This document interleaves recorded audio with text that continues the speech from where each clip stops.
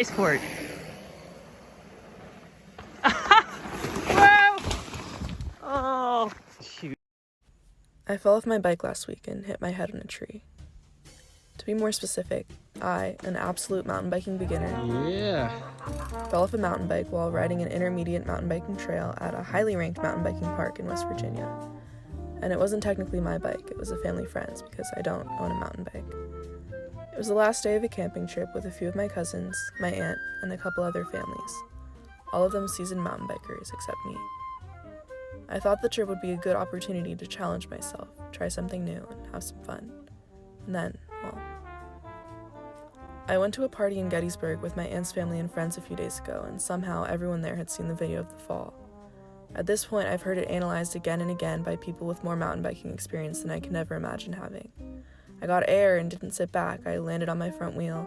I almost rode it out, and then I slid. All I know is that I saw the tree directly in front of me and knew something was about to go very wrong. And my first thought after falling, besides the pain, was that I was going to end up like those people who hit their heads in freak accidents, seem fine for a while, and then die. I made this very clear to my aunt and everyone else on the trip, including 2 family friends who are doctors, and told me I was going to be fine.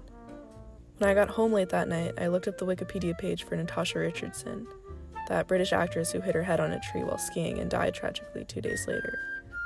This was a terrible idea. I spent the next several hours staring into my phone with exhausted, mildly concussed eyes, reading about her and epidural hematomas and feeling absolutely terrified to fall asleep. In this deranged state of paranoia, curled up in bed, I started thinking about how there's so much I still want to do. I was so terrified of dying that night because I still want to build a life for myself.